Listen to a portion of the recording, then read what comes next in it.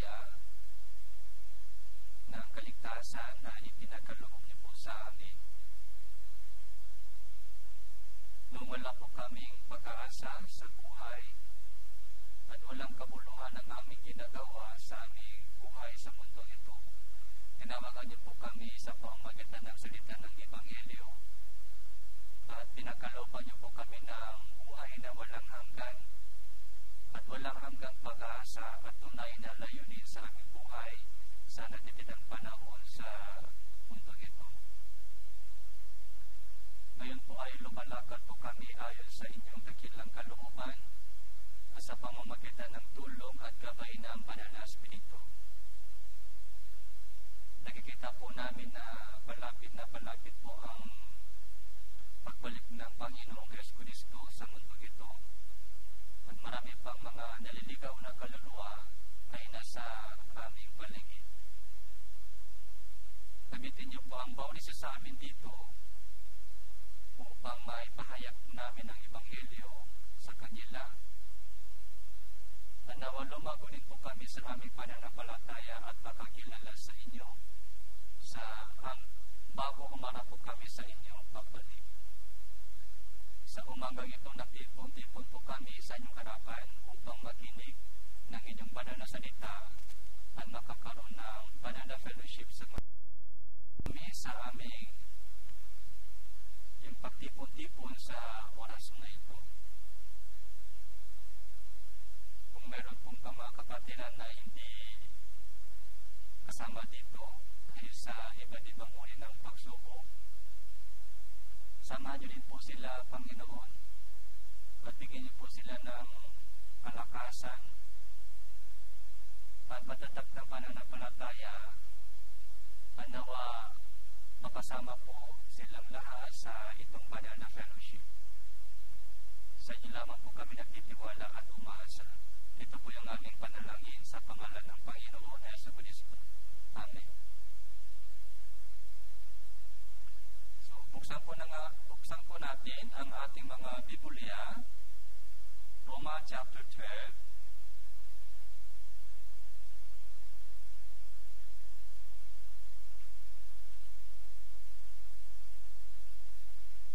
So, Roma chapter 12, verse 1.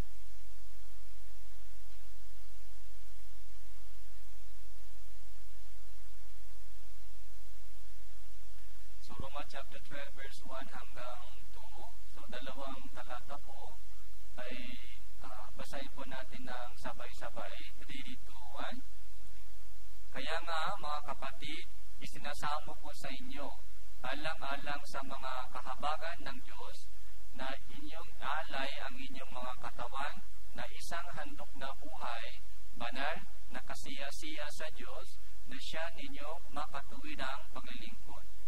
Huwag ninyong tularan ang salibutang ito, kundi magbago kayo sa pamamagitan ng pagbabago ng inyong pag-isip upang mapatunayan ninyo kung alin ang mabuti, kasiya-siya, at lubos na kalooban ng Diyos.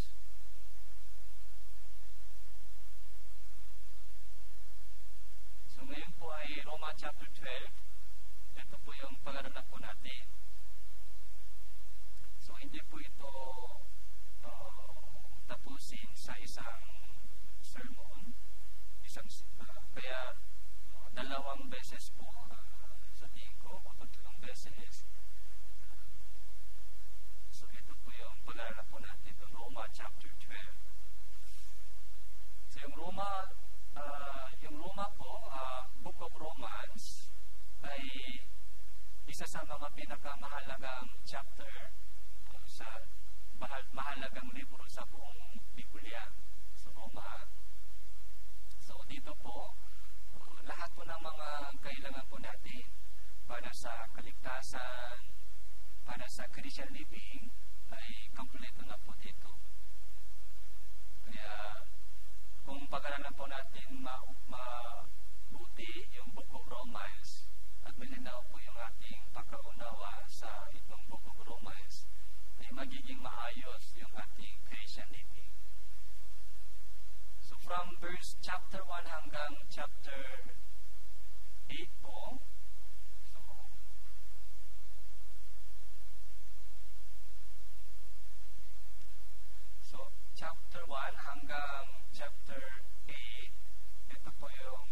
salvation.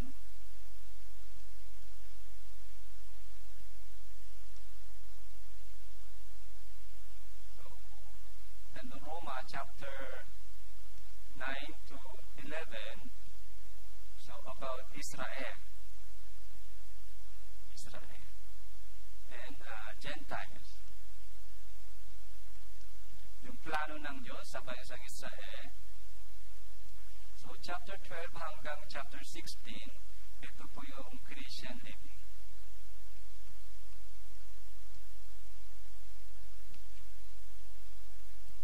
Mga detail na guidance about Christian living.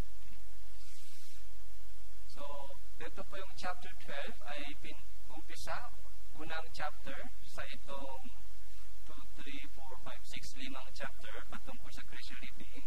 Chapter 12 po ay pinakaunang chapter. Kaya chapter 12 verse 1, kaya nga mga kapatid, so yung kaya nga, mayroon pong mga meaning po dito, kaya nga. So, ano pong ibig sabihin kaya nga? So, kung totoo ang mensahe from chapter 1 hanggang chapter 11, kung ligtas ka na, o kung naniniwala ka sa Diyos, naniniwala ka sa kapangyarihan ng Diyos o pag-ibig ng Diyos, dapat ito ang dapat gawin mo. Kaya ngayon po yung meaning ng kaya nga. So, ganito ang salvation, ganito, naligtas ka, so, minahal ka ng Diyos, iniligtas ka ng Diyos, tapos, chapter 8, ano po yung nakikita po natin sa chapter 8? So, chapter 8, pumunta po tayo sa chapter 8.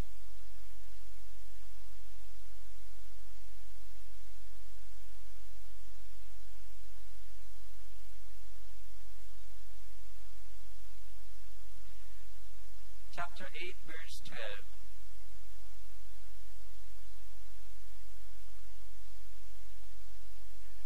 So, kaya nga, mga kapatid, may utang tayo, hindi sa laman upang mamuhay ayon sa laman, sapagkat kung mamuhay kayo ayon sa laman, kayo ay mamamatay. Subalit kung sa pamamagitan ng Espiritu ay pinapatay ninyo ang mga gawa ng laman, kayo ay mabubuhay.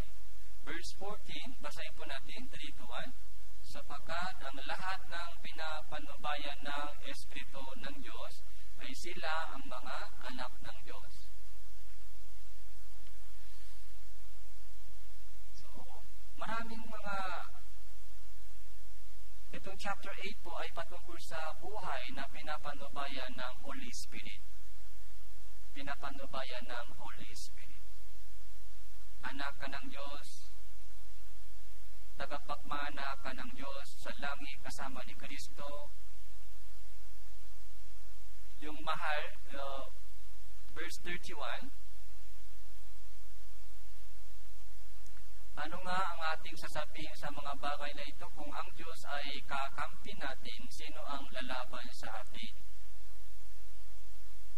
Verse 39, di ang kataasan, di ang kalaliman, di ang alin pa man nilalang, ay hindi makapaghihiwalay sa atin sa pag-ibig ng Diyos na kay Kristo Jesus na Panginoon po natin. Yung from chapter 1 hanggang chapter 8 po, ito po yung salvation tungkol sa paggabay at tulong ng Holy Spirit, patungkol sa pag-ibig ng Diyos. Ganito kamahal ka ng Diyos. Ganito kamahal ka ng Diyos, ibinigay ng Diyos yung kanyang tanging anak para maligtas ka. So, ganito ang kaligtasan. So, chapter 9 hanggang 11 po, ito po yung mga ibang topic po yan. So, kahit hindi pa masyadong malinaw po ito, wala naman pong problema. So from 8, ito yung salvation, tapos ito na yung Christian living. Ito po yung parang naka-insert na part. Okay? Parang ibang topic po ito about Israel and Gentile. Yung plano ng Diyos sa bansang Israel saka sa atin. Kaya after salvation, kung ito ay malinaw na, kung natanggap natin ang pag-ibig ng Diyos, kung naligtas na tayo, dito ay papasok. Kaya nga, ito, kung ano ang dapat nating gawin sa Christian living. Balik po tayo sa Romans chapter 12.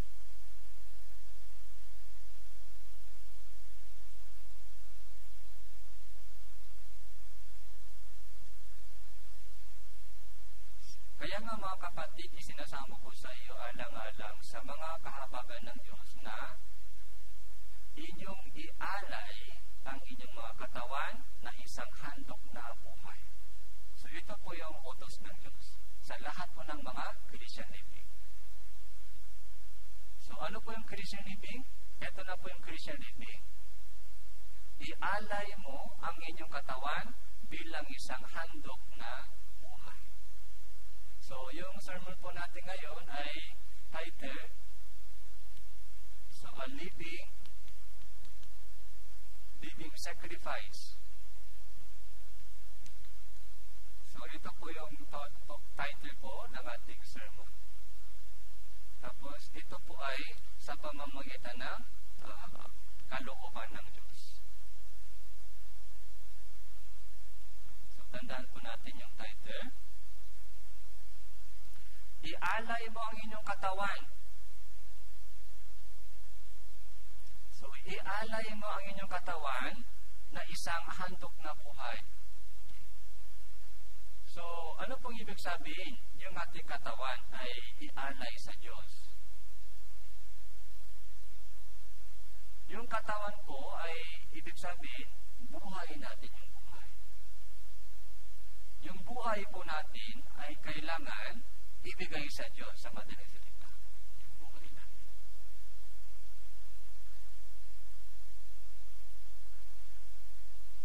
So, John chapter 3 verse 16, ano po yun?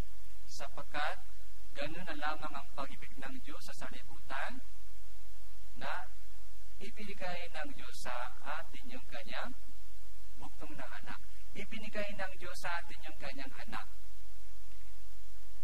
Ibinigay ni Jesus yung kanyang sariling katawan para sa atin. Yung salvation po ay sa pamamagitan ng alay ni Kristo. So, kung hindi po niya inialay yung kanyang katawan, so paano po tayo ligtas? Sa lumang tipan po, inialay po ng mga Israelita yung mga hayop, kagaya ng kambing, tupa, toro, so para sa kaligtasan ng mga Israelita. Pero sa panahon po ni Jesus, so Hebreo chapter, pumunta po tayo sa Hebreo chapter 4.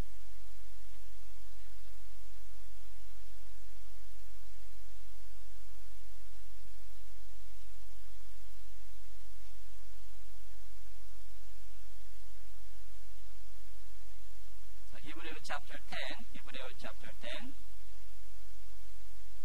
verse 5.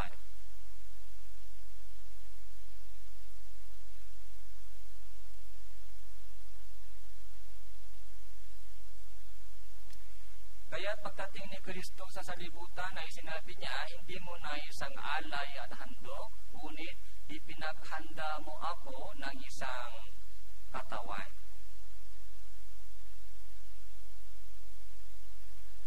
So, pagdating po ni Kristo sa salibutan, so, ipinaghanda mo ako ng isang katawan. Isang katawan, si Jesus, Panginoong Jesucristo, yun po yung tunay na alay. Tunay na alay para sa kaligtasan. Kayong alay, sacrifice, yung sacrifice, so ito po yung kailangan po natin maintindihan po ngayon. Ano ba yung sacrifice? Yung alay, yung handog. Si Jesus po ay naging handog, yung alay para sa atin. Kaya ibinigay niya yung kanyang katawan para maligtas po tayo. Verse 7, kaya sinabi ko, narito ako ay dumating upang gawin ang inyong kalooban ng Diyos. Sa balumbon ng aklat ay nasusulat tungkol sa akin. So, si Jesus ay dumating sa salibutan. So, bakit dumating si Jesus sa salibutan? Upang gawin ang inyong kalooban, o Diyos. So, may purpose. Bakit pumarito si Jesus sa libutan? Upang gawin ang inyong kalooban. Yung will of God, alam po natin yung will of God ay buhay na walang hanggan. Gusto niya tayo dadalhin sa langit. Gusto niya tayo maligtas. Yung born again. So, ano pong sinabi ko sa inyo? Sa born again, pag narinig po natin yung words, salitang born again, ano po yung dapat natin malaman? May Espiritu. Okay. Pag narinig po natin yung words, kaligtasan, ano po yung dapat natin malaman? May impyerno. Okay. Pag narinig po natin sa Bible, buhay na walang hanggan, ano po yung dapat natin malaman? May langit. Mayroon po tayong Espiritu, may impyerno, may langit. So, yung buhay na walang, yung kalooban ng Diyos, ay makaroon po tayo ng buhay na walang hanggan, ma-born again, maligtas, at makakapasok sa kaharian ng Diyos. Pero paano? Paano mangyari yun? May kalooban ng Diyos, ganun magandang kalooban ng Diyos, eternal life, salvation, born again. Pero paano po ito mangyari? Paano po mangyari yung kalooban ng Diyos sa atin? Kung walang sacrifice ni Jesus Cristo. Kung walang sakripisyo po ni Jesus, kahit gaano kaganda po yung kalooban ng Diyos ay nasa langit, hindi po yan mangyari sa lupa. Tandaan po natin, yung kalooban ng Diyos ay hindi po basta-basta matutupad. Para matupad po yung kalooban ng Diyos, ano po yung kailangan? Sacrifice. Sacrifice. Kung walang sakripisyo, kung walang sacrifice, walang mangyayari. Diba, pag binuksan po natin yung Biblia, puro maganda po yung promise ng Diyos, diba? Magandang tingnan, magandang pakinggan. So, yung magandang promise, yung pangako ng Diyos sa Bible,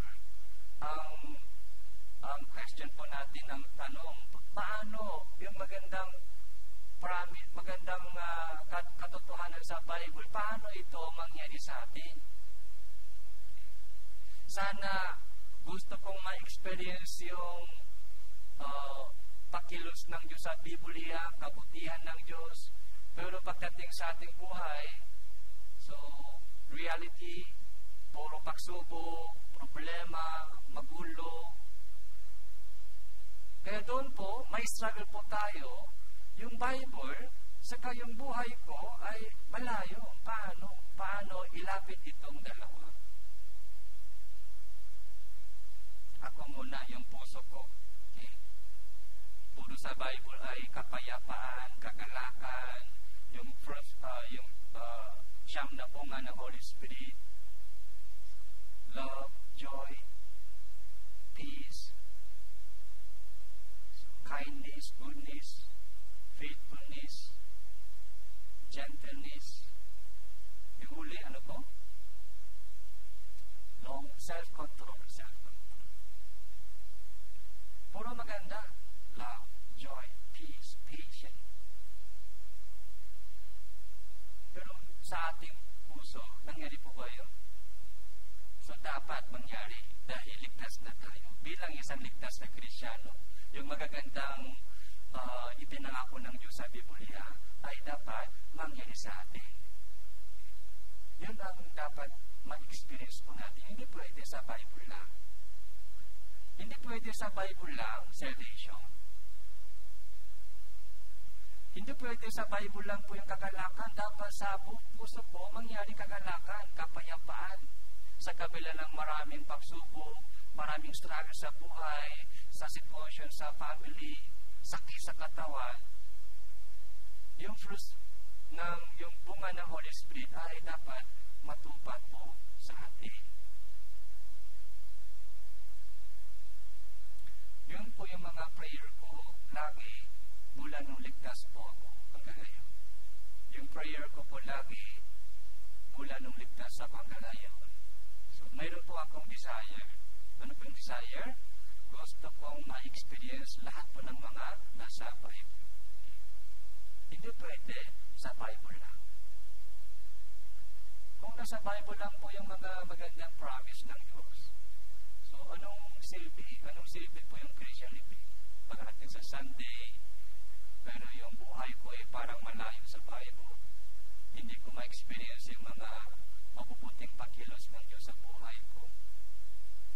Yung salvation muna, di ba? Ligtas na po tayo, salvation. Yung salvation po ba nangyari po sa atin o hindi pa? Yung mga kapatiran, yung salvation, natupad po ba sa atin? Baka nasa Bible lang, yung salvation, may problema po yan. Yung kaligtasan sa Bible ay dapat mangyari sa atin. Yung pag-asa sa langit, makakapasok po tayo sa langit. Yung pag-asa ay nasa Bible lang po o nasa atin? Nasa atin na po ba yung pag-asa? O nasa Bible lang? Malabo ba yung pag-asa? Hindi pwede. Yung pag-asa na makakapasok ka po sa langit ay nasa atin. Yung kaligtasan, yung pananampalataya kay Jesus Cristo ay nasa atin. Yung pag-asa na hindi pa mangyari, future, ay naniniwala po tayo na mangyari.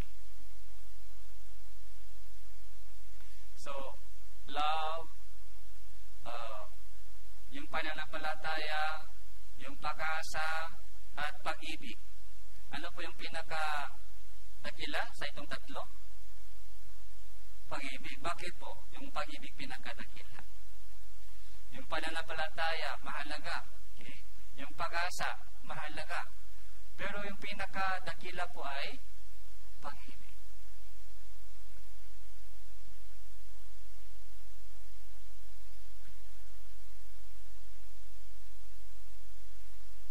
So, tandaan po natin ito.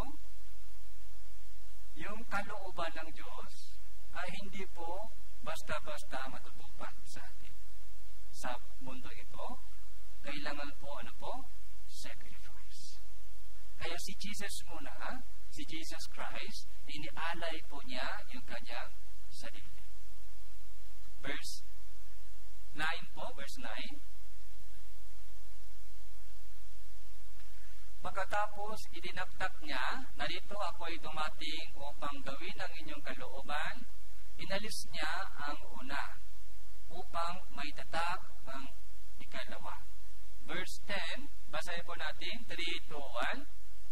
At sa pamamagitan ng kalooban niya, tayo'y ginawang banal sa pamamagitan ng pag-aalay ng katawan ni Kristo, minsan magpakailanman. So, paano po natupad po yung kalooban ng Diyos? Sa pamamagitan ng pag-aalay ng katawan ni Kristo. Ito po yung pinakamahalaga. Sa pamamagitan ng sakripisyo, pag-aalay ng katawan. Hindi lamang po salita. Minamahal kita, mahal kita, pag salita lang, paano po na matupad yung kalooban ng Diyos? Hindi lamang po sa salita, pati po yung sakripisyo po niya sa katawan ng katawan.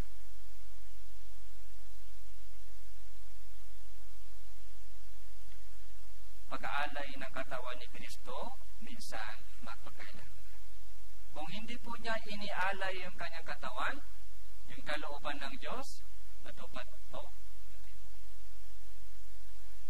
Kaya nung namatay si Jesus, bago po siya namatay sa cross, ano po ang sinabi niya? Sigaw, natupad. It is finished.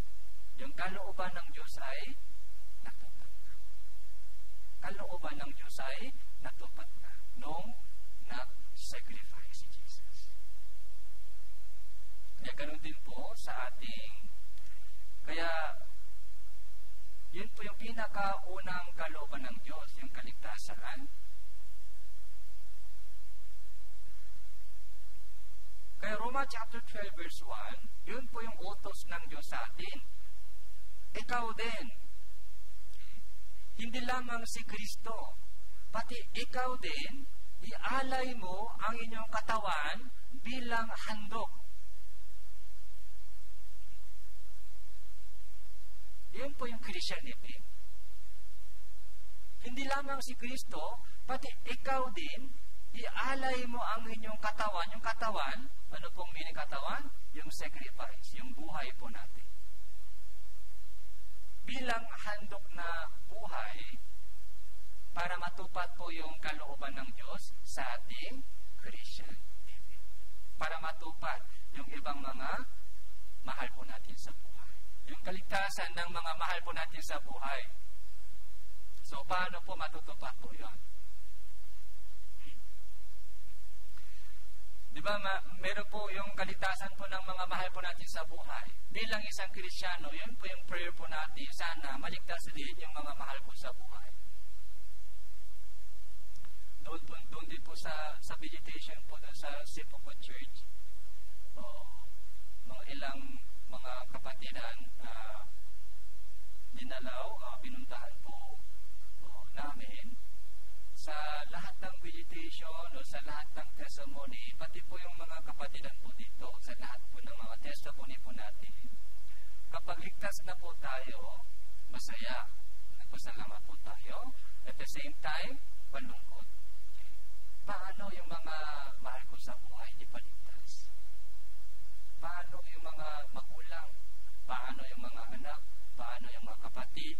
Hindi pa ligtas.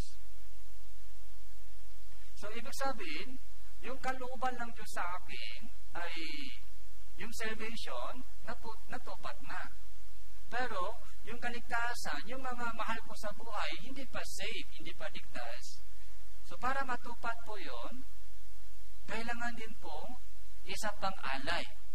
Hindi lamang si Kristo lamang.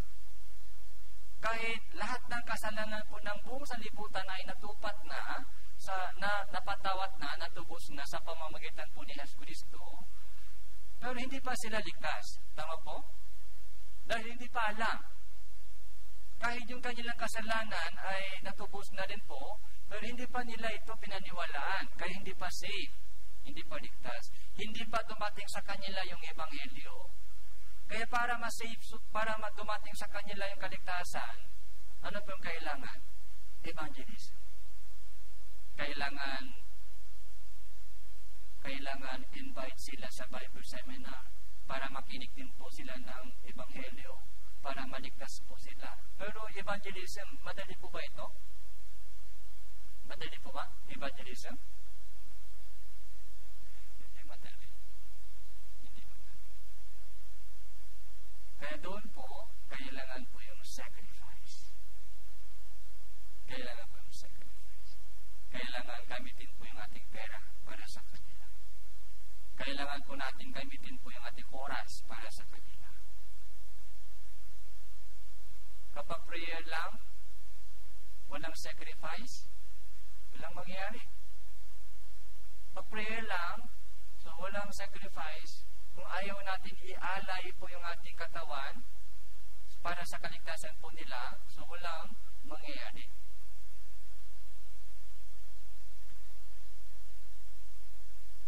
So, balik po tayo sa Roma chapter 12, verse 1.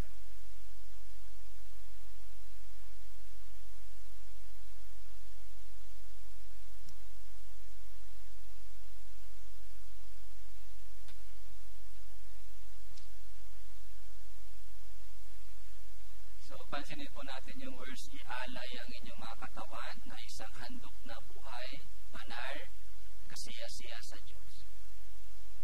So, isang handog na buhay. Okay? Living sacrifice. Living sacrifice.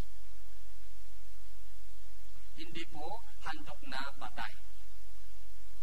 Kung namatay na po tayo, pwede po ba ialay po natin yung ating katawan? Hindi pwede, patay na, wala magagawa. Habang buhay pa, tumitibok pa yung ating puso, okay? Yung ating oras, yung ating kalakasan sa katawan. Okay? So, wag po natin sayangin yung ating oras. Wag po natin sayangin yung ating mga kalakasan. Sa ngayon, sa oras na ito, maraming tao po ay nakahiga. Mahirap umupo. Mahirap lumakad. Pero tayo, nakakalakad. Malakas pa. May kalakasan pa. So, may purpose. Yung handog na buhay, kaya sabi po dito, ano ang aking isusukulin ng Panginoon sa lahat niyang kabutihan sa akin? Ito po yung sagot. Hindi ako mamamatay, kundi ano po? Mabubuhay. Hindi ako mamamatay. Mabubuhay. Dahil sa takot sa kamatayan, hindi po. Hindi dahil sa takot sa kamatayan. Ayaw ko mamatay. Dahil sa takot, hindi po. Hindi ako mamamatay. Mabubuhay ako. May gagawin ako. May gagawin. May gagawin. Kung bibigyan pa ako ng panahon sa katawan, so gagamitin ko, may akong trabaho, kaya hindi ako mamamatay. Sana bigyan pa ako ng kalakasan sa katawan, bigyan pa ako ng mga yung oras sa mundo ito, dahil may trabaho ako. May trabaho. Ano po yun? Ano po yung trabaho?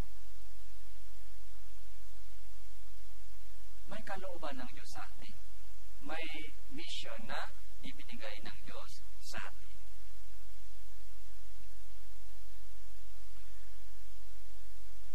Kaya chapter 1, buhay at banal. Banal na handog. Banal na handog. Yung banal na instrumento. So, walang tungis, hindi marumi yung handog. Dapat malinis po yung handog na ito. Buhay na handog at banal na handog. Kung may kapintasan po, ayaw ng Diyos tanggapin. Kung may kasamang dumi, ayaw ng Diyos tanggapin ganong handog.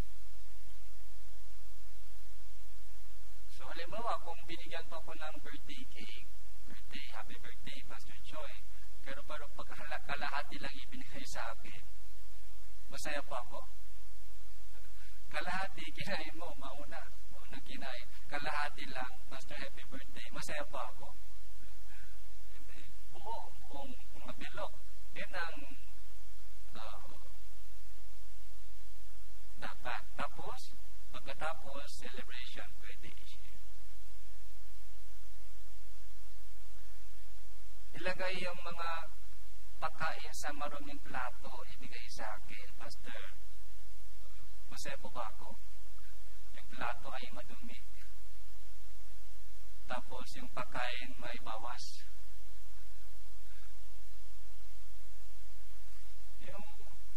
Yung ating alay sa Diyos ay dapat buo, tapos walang bawas. Yung kompleto, tapos clean, malinis. Pagkasamang dumi. So, kung Diyos po ay tatanggapin po ng Diyos, ganun handog. Okay lang sa ibang tao, pero ang Diyos po ay ayaw ng Diyos tanggapin ganung handog natin. Dapat banal at buo, kasiya-siya sa Diyos. Yung kasiya-siya sa Diyos, so paano po yung kasiya-siya? Yung kasiya-siya ay acceptable o pleasing God, pleasing. Kasiya-siya. Yung kasiya-siyang handog ay dapat ayon sa kalooban ng Diyos. So, nasyang ninyong makatuwirang paglilingkod. Ito po yung sa English Bible, reasonable service or worship. Yung living sacrifice.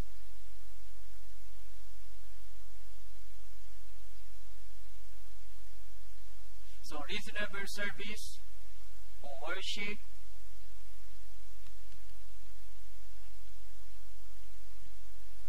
tawag po natin mga Sunday worship, Wednesday worship, Sunday service, Wednesday service.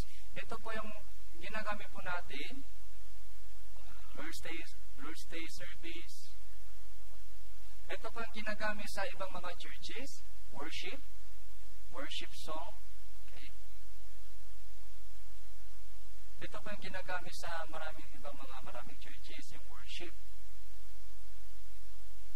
Pero ayon po sa Biblia, yung worship or ito yung mga reasonable service, yung reasonable, yung acceptable, tinatanggap ng Diyos o pleasing God, hindi po ito sa linggo lang.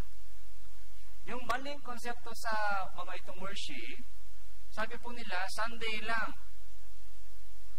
Sunday lang, yung worship service. Kaya Sunday lang banal. Tapos, nasa church lang.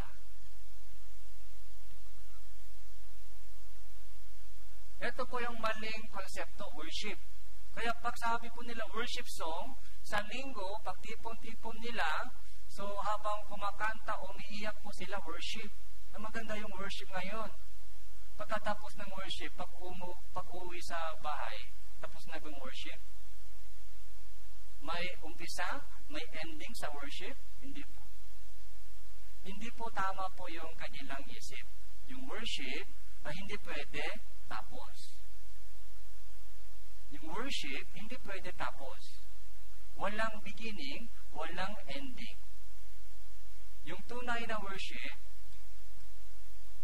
yung living sacrifice, yung worship or reasonable service, ay hindi po sa Sunday lang, 24 hours. Whole life. Yung whole life. Whole life.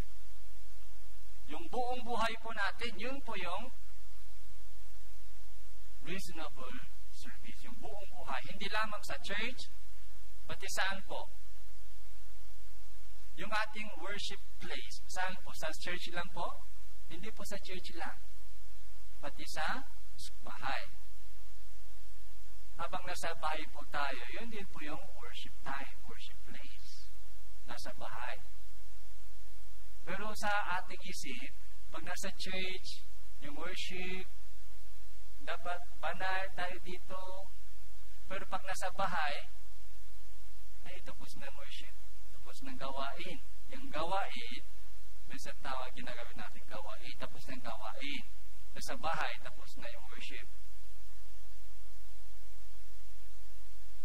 Pero ang Diyos po, yung kasama po natin. Sa church lang po ba kasama natin? Pati sa bahay kasama natin. Sa bahay kasama din. Sa school, kasama natin si God? Kasama din sa school. Sa kusina, kasama din po si God? Sa kusina, kasama din. Sa school, kasama din. Sa kwarto po natin, kasama po ba si Jesus? Kasama po ba ang Panginoon sa kwarto natin? Kasama din. Yung worship, yung living sacrifice ay whole life. 24 hours, yun po yung true worship natin. Yun po yung tinatanggap ng Diyos. Pero sa religion po, sa maraming religion, binago po nila yung meaning ito. Binago po nila. Kaya, ginamit po nila yung worship song sa church, pag nagtipon-tipon, umaawi sila, worship. Mali po yun. Yung tunay na worship, yung living sacrifice, ay whole. Yung buong buhay po natin, mula nung ligtas na tayo. Mula nung naligtas na, yun po yung umpisa. Umpisa na po yung worship hanggang mamatay tayo, yung whole life. Pero minsan po yung ginagawa po natin sa bahay, hindi po yung tinatanggap ng Diyos. Sa church, maayos. Pero pag nasa bahay, kapag nasa school, nasa trabaho, Parang ibang stage. Parang walang Diyos doon. Nasa church lang po ba ang Diyos? Yung 24 hours a day, 7 days a week, yun po yung worship time. Tapos yung ating worship place ay everywhere.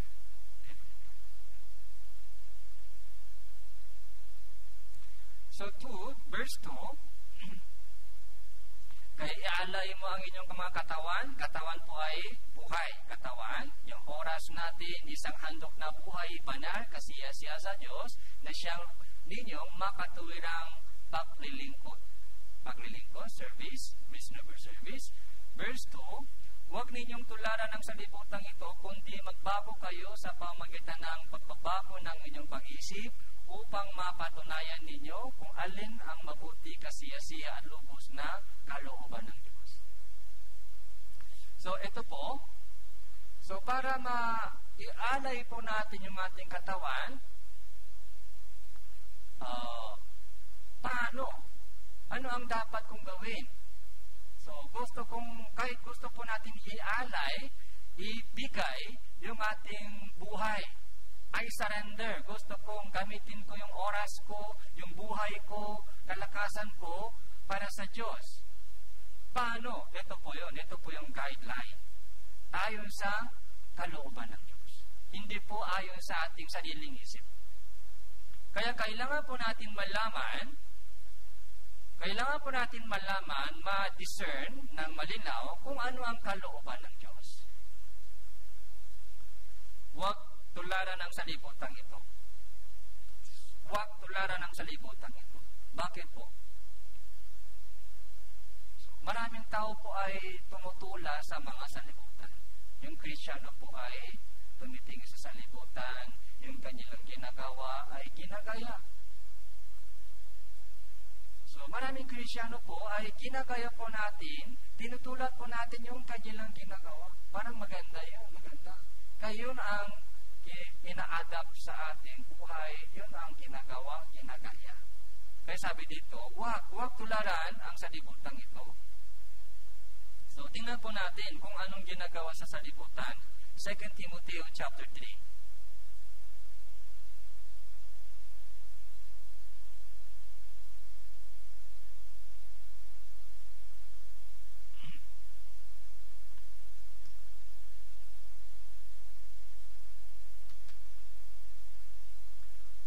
Ngunit unawain mo ito na sa mga huling araw, darating ang mga panahon ng kapikatian, sapagkat ang mga tao magiging maibigin sa kanilang sarili, maibigin sa salapi, mayayabang, mga mapagmalaki, mapatnais, suwain sa mga magulang, mga walang utang na loob, walang kabanalan.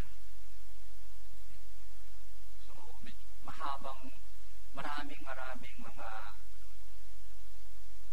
ilang verses po dito patungkol sa takbo ng salibutan sa huling araw. Ito ngayon nangyayari. So from verse 1 hanggang verse 5.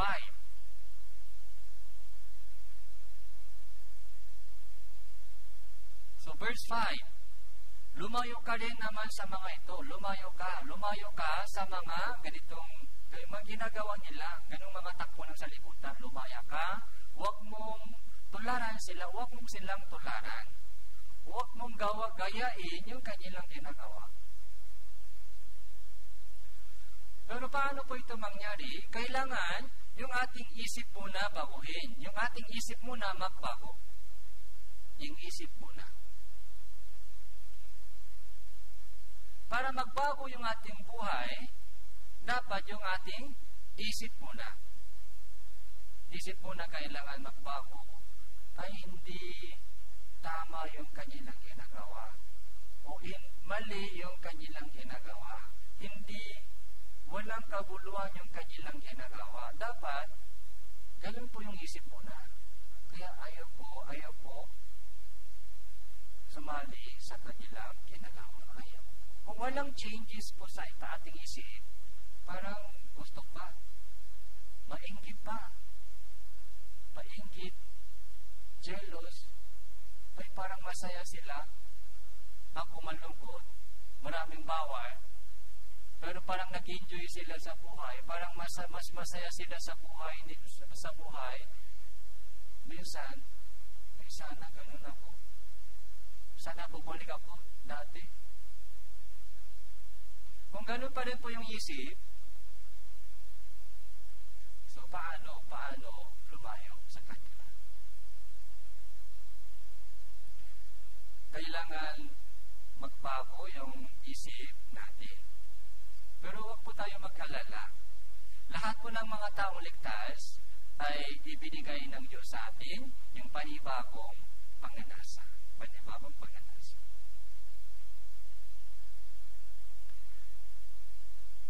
Chapter 4, verse 3, 2 Timothy chapter 4, verse 3.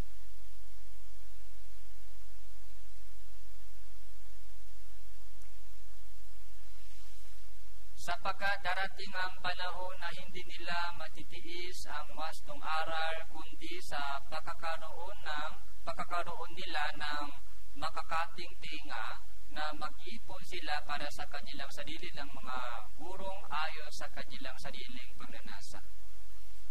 At tataliko sa pakikinig sa katotohanan ang kanilang mga tinga at babaling sa mga katang-isip. Ito rin po sa yung takbo ng salimutan ito. Hindi nila matitiis ang wastong aral. Yung tamang teaching ay ayaw nila. Ayaw po nila yung mga katotohanan. Tamang teaching. Yung makakating tinga. So, makakating tinga. O mag-iipon para sa kanilang sarili ng mga guro. Maraming guro, sariling guro, tutor, mga sariling teacher, sariling guro, ay hinahanap po nila. Nasaan po sila? Nasa YouTube. Nasa YouTube na po maraming mga tutor, sariling tutor. Maraming expert. Ayon sa kanilang sariling pagnanasa. Kaya dati po, kapag nakikita po natin yung katotohanan sa Bible, so madali po tayo makaisa. Pag nakita po natin yung katotohanan sa Bible, madali po tayong makaisa. Pero ngayon po, mahirap po makaisa po tayo dahil maraming mga iba't ibang guro. Maraming mga guro na sa Biblia. Ay, hindi tama yun. Ganito ako, ganito yung opinion ko.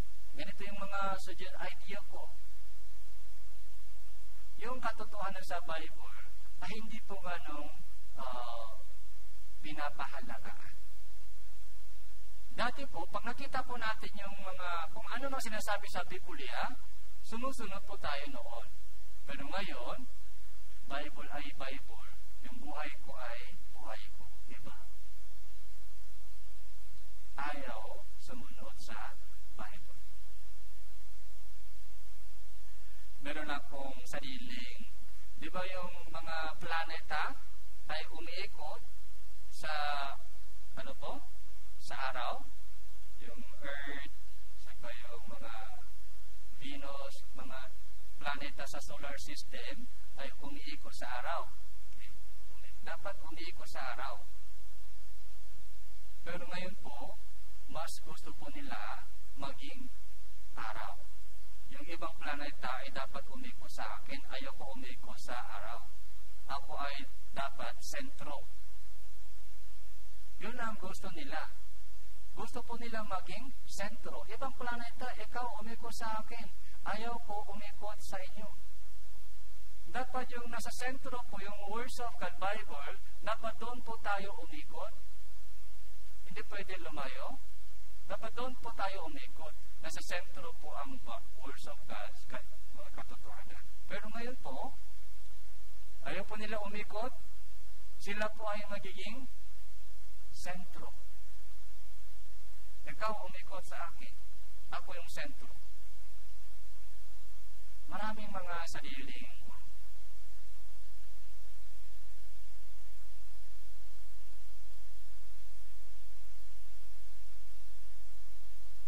Yung banal na yung pagnanasa ay nasa atin. Awi, chapter 40, verse 8.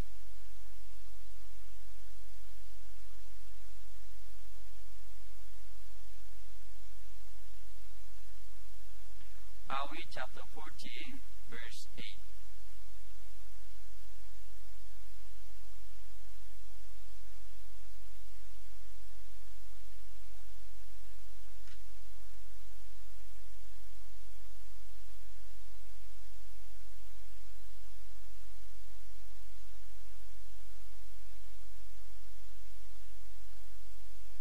So, verse 7 po muna, verse 7. Verse 7.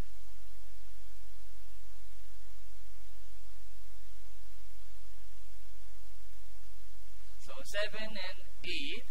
7 and 8. Basahin po natin ito. 3, 2, 1. Nang makagayoy, sinabi ko, narito ako'y dumarating, sa balumbon ng aklat ay nakasulat ang tungkol sa akin.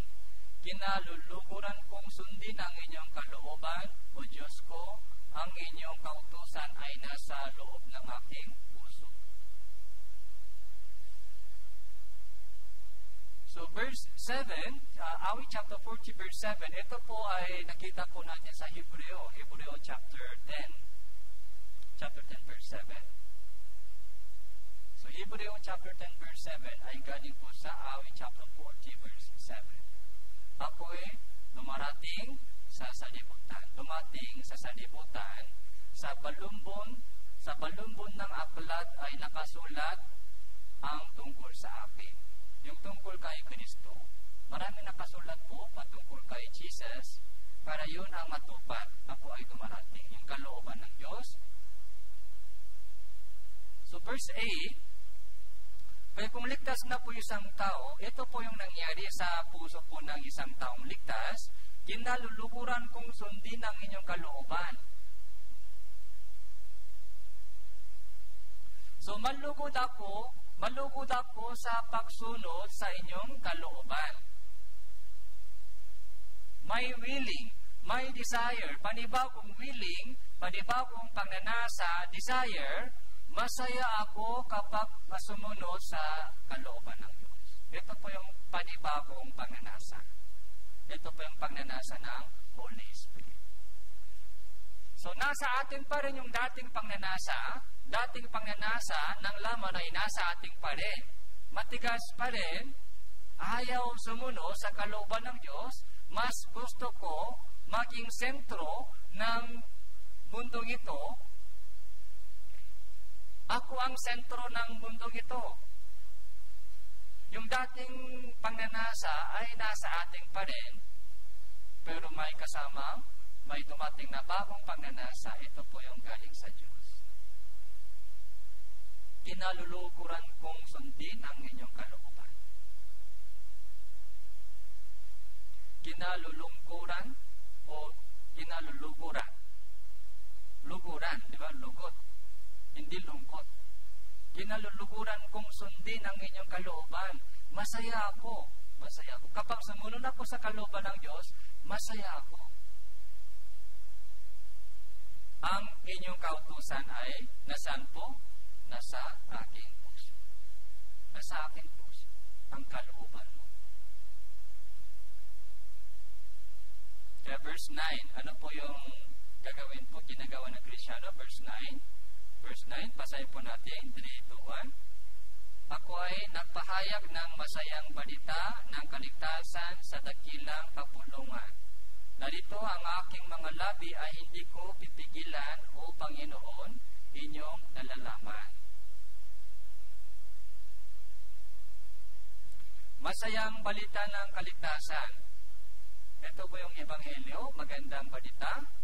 Ebanghelyo ay ipapahayag ko sa dakilang kapulungan, sa daming mga tao. I-share ko, ipapahayag ko ang masayang balita ng kaligtasan sa ibang mga tao. Kaya ito po yung ginagawa ng lahat po ng mga Kristyano. Dahil meron na po tayong panibagong pagnanasa.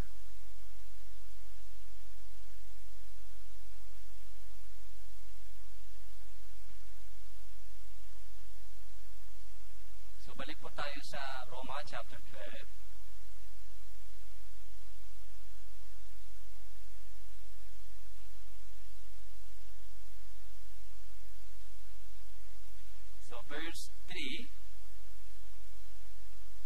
Sapagkat sinasabi ko sa pamamagitan ng biyaya na ibinigay sa akin na ang bawat isa sa inyo ay huwag mag-isip sa kanyang sarili ng higit kaysa nararapat niyang isipin, kundi mag-isip na may katinuan ayon sa sukat ng pananampalataya na ipinamahagi ng Diyos sa bawat isa. So, magmula verse 3, ito din po napakahalaga. So, bigla, nabanggit po ni Apostol Pablo patungkol sa tamang isip. Dapat mag-isip ka ng tama. Hindi pwede higit kaysa nararapat isipin. So, meron pong isip na higit kaysa nararapat isipin. Meron pong tamang isip sa bawat isa. Meron pong tamang isip ayon sa sukat ng pananampalataya. Iba-iba yung sukat. Meron pong malaking pananampalataya, meron din po yung mga maliit na lalagyan. Yung sukat, ibig sabihin, yung laki ng lalagyan. Pag malaki po yung lalagyan, so marami pwede ilagay doon. Marami. Pero kapag maliit yung lalagyan, pag maibuhos yung maraming tubig, ano mangyari? Umaapaw. Meron pong mga tamang sukat ng pananampalataya sa bawat isa. Sino po nakakalam? Kung anong size ng faith ko, sino po nakakalam? Ang Diyos. Tapos, sino pa? Ikaw. Kaya bawat isa sa mga kapatiran ay dapat nasa tamang posisyon. Dahil iba-iba yung sukat ng pananampalataya, pag mag-isip ng higit kaysa nararapat isipin, ano po yun? Mayabang siya, mayabang. Pag mag-isip ng higit kaysa nararapat niyang isipin, yun po yung tinatawag na kayabangan. Ay, kaya kong itong lahat ng ministry ay ibigay sa akin, kaya ko. O mainggit ako, bakit siya ay leader, ako assistant? Mali po ganun, di ba? Siya po yung maraming leader siya, tapos bakit assistant ako? Mas matalino ako sa kanya. Mas marunong ako. Mali po kung mayroon pa akong ganung mga inggit sa mga ibang kapatiran, ay hindi tama po. The other side, meron din po mga nagsabi, Pastor, hindi ko kaya. Kaya ayaw ko anumang mga ministry sa church, hindi ko kayang gawin. Pagkagpanan po yung anumang ministry sa akin. So, meron din po mga sukat, kung binibigyan po sila ng mga ministry, ayon sa, ako po yung ina-obserbahan ko yung mga kapatiran, ito po yung lagi kong hinahanap, kung ano ang tamang sukat sa bawat isa. Okay? Kaya sinisikap ko na binigyan sila ng mga tamang ministry. Pag sobrang bigat, hindi niya kaya. Pero kung walang ministry, ay hindi lumalago. Kaya hinahanap ko lagi yung mga tamang sukat, inoobserbahan ko yung kanilang tamang sukat.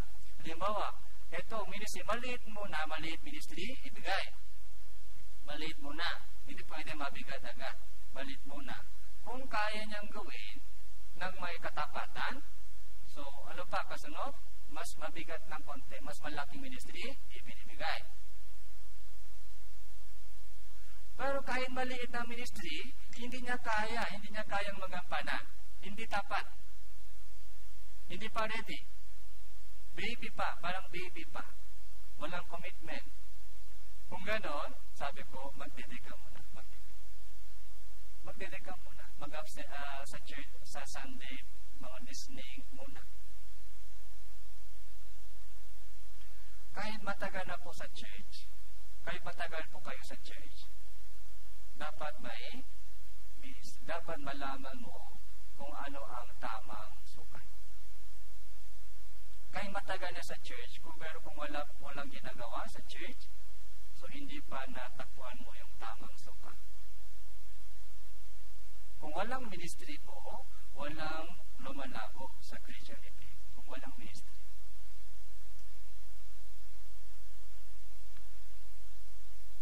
Dahil walang sacrifice. So, kung walang sacrifice, paano po lumago tayo sa Christianity? So, dalawa po yung kailangan para lumago po tayo sa Christian living. So, una ay persecution. Yung pag-usig po ay kailangan po natin. Tapos, pangalawa, sacrifice. Yun po yung kailangan para lumago po tayo sa ating pananampalataya. Huwag po tayo matakot sa persecution. Welcome po natin yung persecution. Dahil yung persecution, siya po yung magpapatibay sa inyo. Yung persecution po ang nagpapatibay sa ating faith.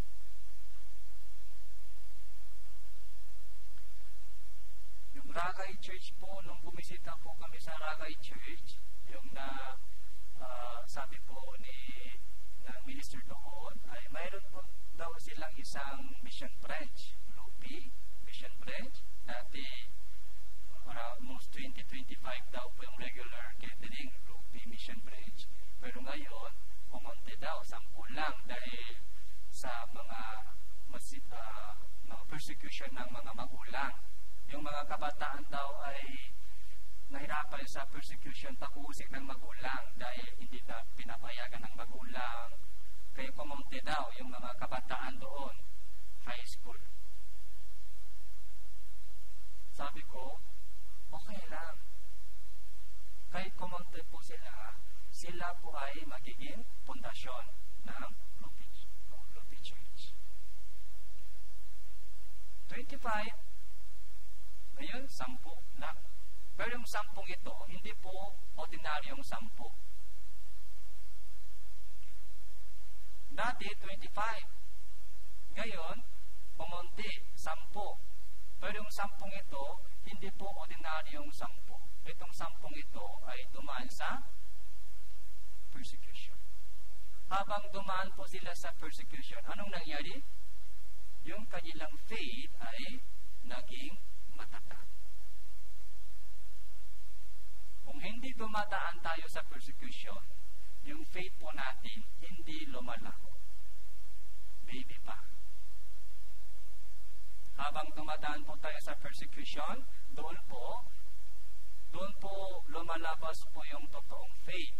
Kung totoo ba yung faith ko o hindi.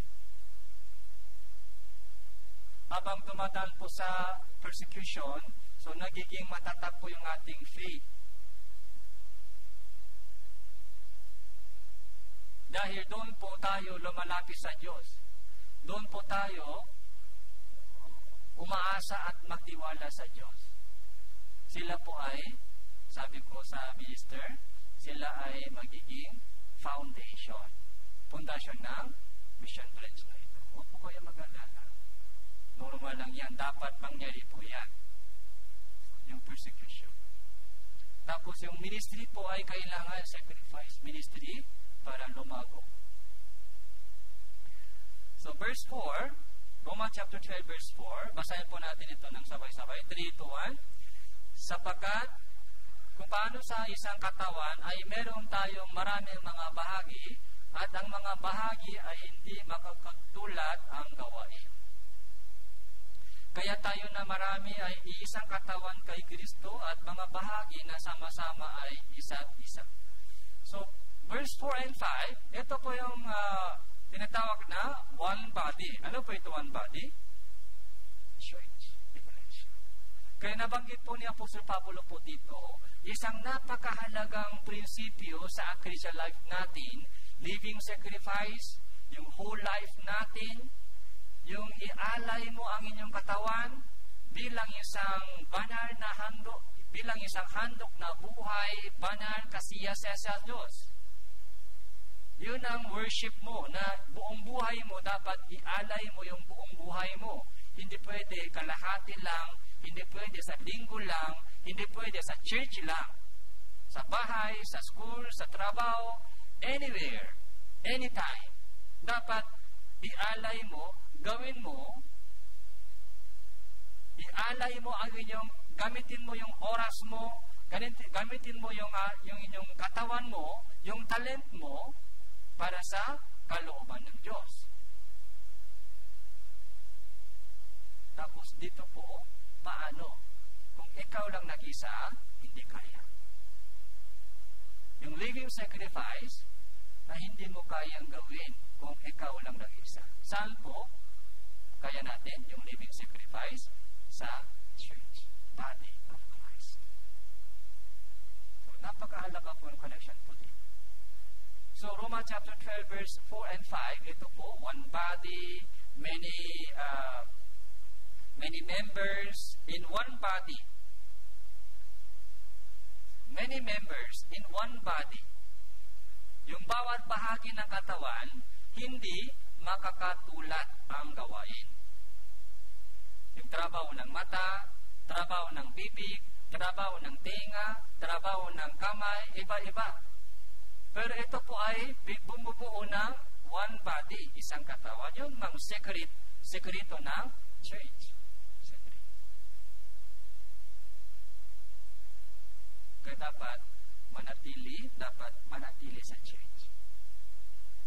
Abide in the church. Tapos kailangan po natin hanapin kung ano ang tamang ministry sa akin. Okay. Hindi pwede sabihin mo na ayoko na ano mang ministry sa church sa pakikinig lang sermon. So,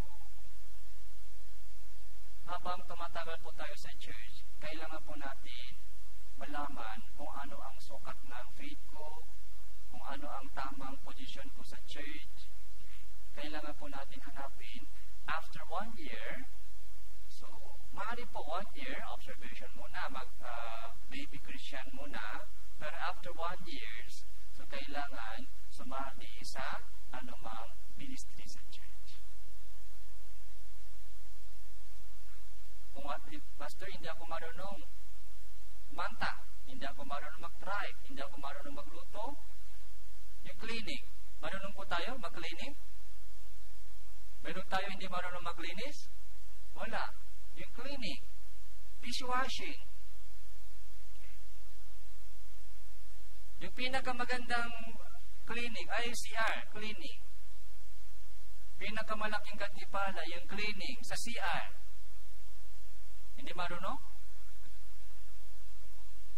Kung may puso.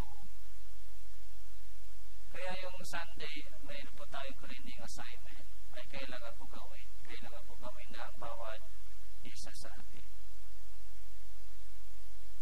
Kung nakaupo lang, kumain at umalis, so, hindi po yung worship. Hindi po yun Christianity.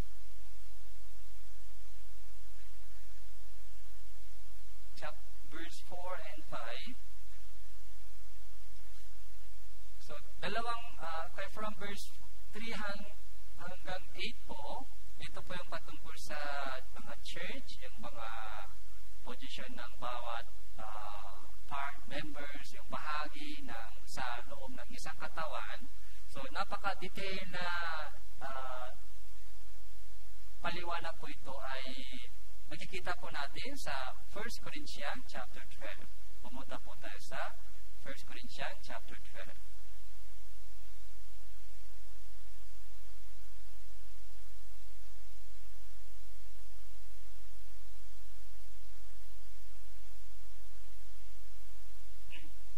Kaya tandaan po ninyo, Roma chapter 12. Tapos, 1 Corinthians chapter 12. Okay? Roma chapter 12 ay yung match po ito, 1 Corinthians chapter 12 about church. Kaya yung buong chapter, 1 Corinthians chapter 12, itong buong chapter ay patungkol sa church. Napaka-detail na paliwanag po doon.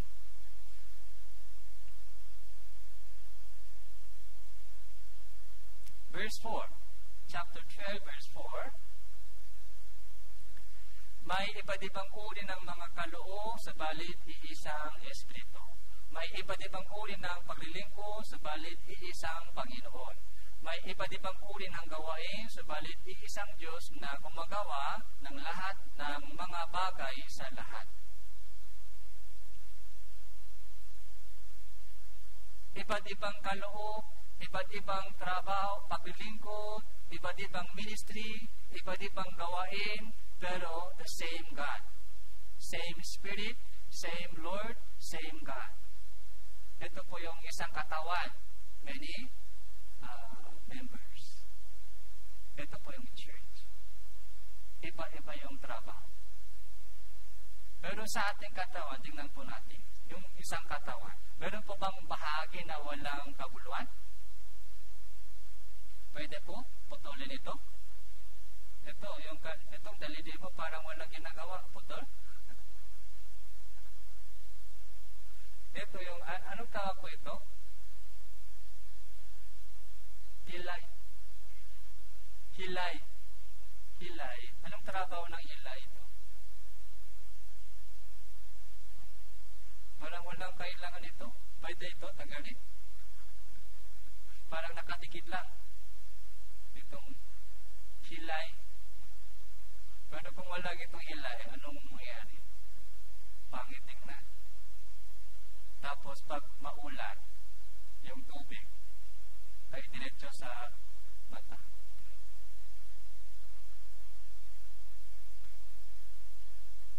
Meron po bang bahagi na sa katawan po natin, meron po ba yung bahagi na hindi nag-contribute sa katawan?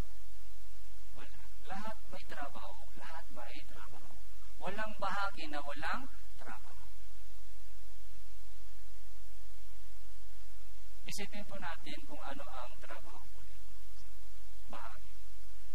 Kung nasa church po tayo, dapat hanapin po natin kung ano ang posisyon ko, kung ano ang kaya kong gawin. Kung sikap kong mga ministry na hindi mo kaya ba ganyan? Pero kung ayaw mong gawin, yung kaya mong gawin, anong tawag? Meron pong mga trabaho na kaya mong gawin. Pero ayaw mong gawin yan. Anong tawag? Tama. Disobedience. Tama. May trabaho na kaya mong gawin. Bakit hindi mo ginagawa? Bakit nakaupo lang? Kung nakita mo, ito, halimbawa, may basura, yung pick basura, itapon sa basurahan, kaya mong gawin o hindi? Pero pag tumitingin lang sa basura, tama diyan, tama.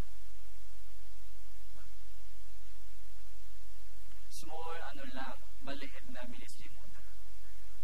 Hindi pwede agad, malaking ministry. Kaya mo mag-preach dito, next.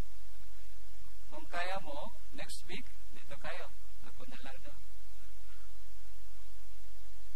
Preaching ay medyo mahirap na ministry, kaya kailangan dumaan sa medyo matagal na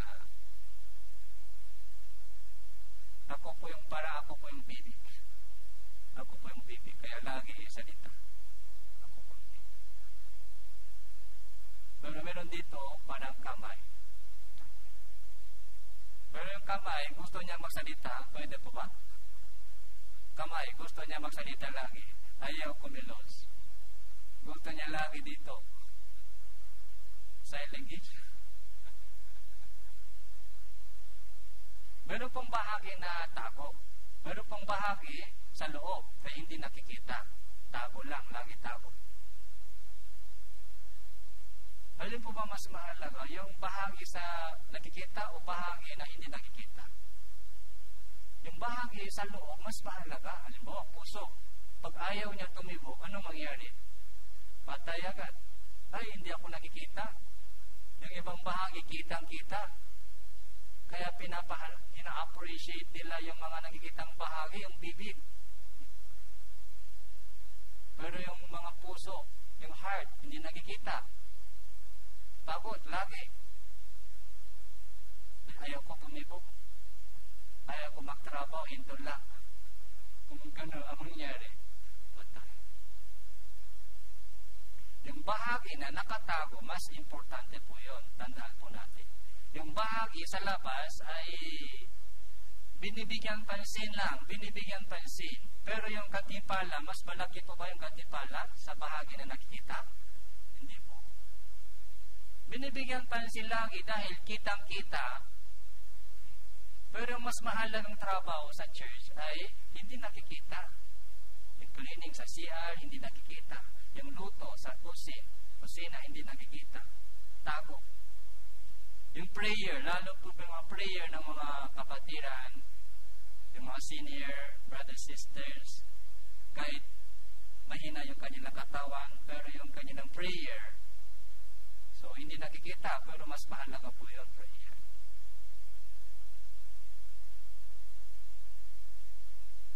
Verse 12, sapagkat kung paano ang katawan ay isa, marami ang mga bahagi, ang lahat ay bahagi ng katawan, bagaman marami ay iisang katawan, ganun din si Kristo. Verse 22,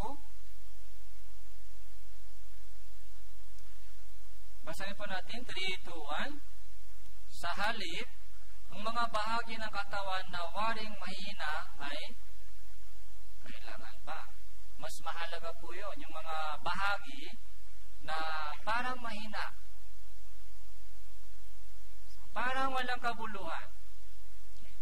Parang mahina. Pero mas mahalaga po yun.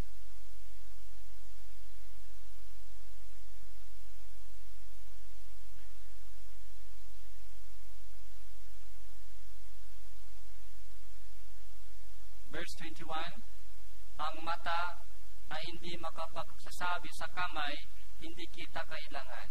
Hindi rin makapagsasabi ang ulo sa mga paa, hindi ko kayo kailangan.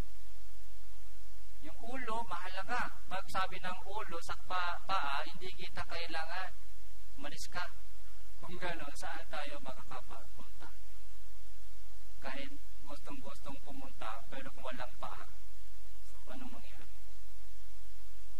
Pag sinabi ng ulo sa kamay, hindi kita kailangan, umalis ka. Kaya walang kamay, paano pagkain? Sino nagdadala ng pagkain sa bibig? Iba-iba yung bahagi, posisyon, pero lahat po ay kailangan. Hanapin po natin yung mga ministry na kaya natin gawin. Kung hindi natin ginagawa po yun, so disobedience. O tama po yun. Walang growing doon.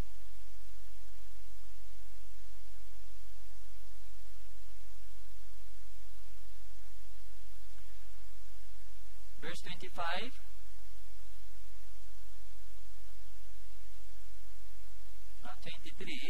ang mga bahagi ng katawan na inaakala natin walang kapurihan ay pinapakaluuban natin ang higit na kapurihan. Ang mga kahiyahiyang bahagi natin ay siyang lalong pinararangalan na ito ay hindi kailangan ng mga bahagi na natin higit na magaganda. Subalit binuo ng Diyos ang katawan at binigyan ng higit na kapurihan ang bahaging may kakulangan upang huwag makaroon ng pagkakagulo sa katawan, kundi ang mga bahagi ay makaroon ng makatulad na malasakit sa isa't isa. Ito po yung secret sa church. Hindi po lahat kamay, hindi po lahat paa, hindi po lahat. Kaya pinaka-best example po ay summer retreat po natin. Diba? Summer retreat po. Ano po yung nakikita po natin? Summer retreat. So parang isang malaking katawan. Isang malaking katawan. Sino po yung ulo? Si Kristo. Si Kristo po yung ulo. Lahat po ng mga utos galing sa Kanya. Kaya lahat ng mga Philippine Life World Mission Churches, ay kumikilos na sa tamang iba't ibang ministry, yung cooking ministry, martial ministry, mga teachers, yung cleaning ministry, sa garbage collection ministry. Kaya lahat po ng mga kapatiran ay sumasali doon para mabuo, para matupad po yung kalooban ng ulo. Para matupad. Ano po yung kalooban ng ulo? Kaligtasan ng maraming mga kaluluwa, tapos doon po tayo lumalago sa ating pananampalataya. Kung walang sacrifice, walang growing, walang salvation ng iba. Yun po yung living sacrifice. Hindi pwede itong mangyari, kung ako lang nag-isa, ito po yung nangyari sa loob ng iglesia. Kaya, ano po yung pinakamahalaga sa iglesia? Yung humble mind. Humble. Dapat humble po tayo. Huwag po natin magpalaki. Huwag po natin ituri yung ating sarili na mas mataas.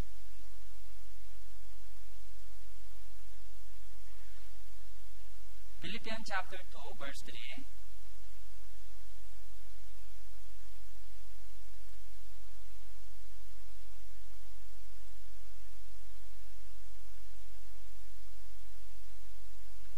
Philippians chapter 2, magmula verse 2, babasahin ko po.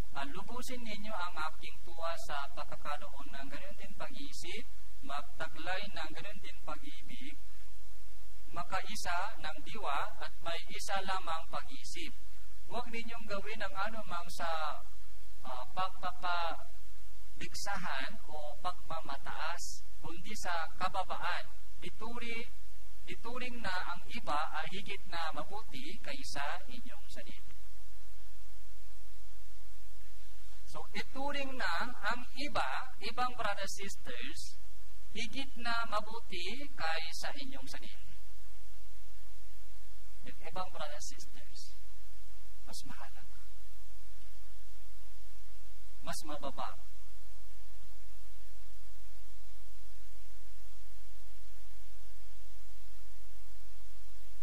Kaya wag po tayo maging mayabang. O wag din po tayo maging tama sa church. May kanya-kanyang position. So, kung wala po kayong idea kung ano ang tamang ministry sa iyo, pupunta po kayo sa akin o kay evangelist. So, hanapin natin kung ano ang mas magandang ministry para sa iyo. So, meron po.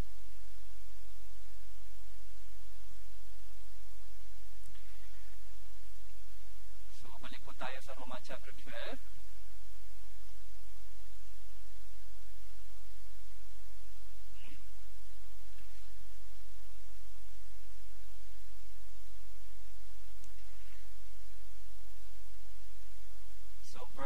From verse 1 hanggang verse 8 po ay pinag-usapan po pinag-aralan po natin ngayon. From verse 3 hanggang 8 po, ito po yung patungkol sa mystery ng Church Iglesia.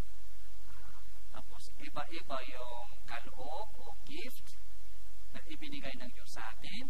Pero ano po yung pinaka-best, pinaka-magandang gift? Ano po yung pinaka-magandang gift? Diba, First Corinthians chapter 12, patungkol sa church, and iba't ibang uri ng gift, kaloob. Tapos, 1 Corinthians chapter 13, ano po yun? Pag-ibig. Pag-ibig po yung pinaka-best, pinaka-dakilang kaloob ng Diyos. Kaya yun po yung magmula verse 9, ito po yung pag-ibig.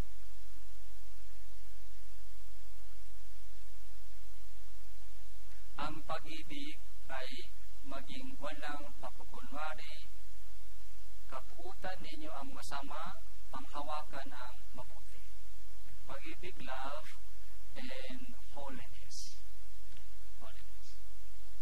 So ito po yung magmula verse 9 hanggang 21. Ito po yung mga mas detail na guideline sa ating Christian living. So, next week po, ito po yung mga susunod na pagkakataon. So, patuloy po natin pag-aralan po ito. Okay. Kaya sana po, lahat po ng mga Tanawan Church, brothers and sisters,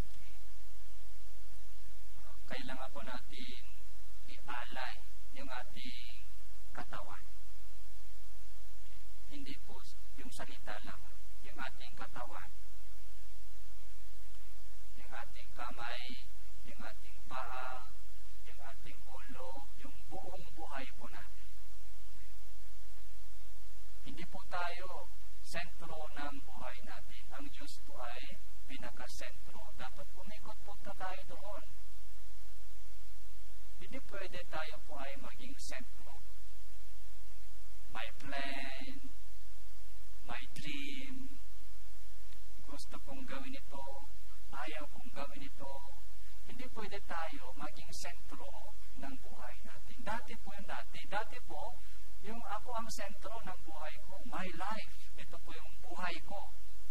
Pero mula nung nakilala po natin ang Diyos, yung ang Diyos po ay pinaka-sentro. Yung kanyang kalooban, yun po yung sentro ng buhay ko. Doon po tayo umikot. So yun po yung living sacrifice. Tapos, hindi lamang ikaw, pati po kasama po yung mga kapatiran. Sama-sama po tayo umikot doon sa kalooban ng Diyos. So, dito lang po, manalangin po tayo. Salamat po, Panginoon, sa inyong mensahe na ibinigay niyo po sa amin. Tulungan niyo po, Panginoon, na may alay namin ang aming katawan bilang isang handog na buhay at banal at kasiya-siya sa inyo, Panginoon. Nawa, magbigay kami ng kaluwatian, kalulungan, karangalan sa inyong dakilang pangalan sa aming natitirang buhay sa mundo ito. At gamitin niyo po ang bawat isa sa amin dito upang maligtas yung mga naliligaw na kaluluwa, lalo na po yung mga mahal po namin sa buhay. Ito po yung aming padalangin sa pangalan ng Panginoon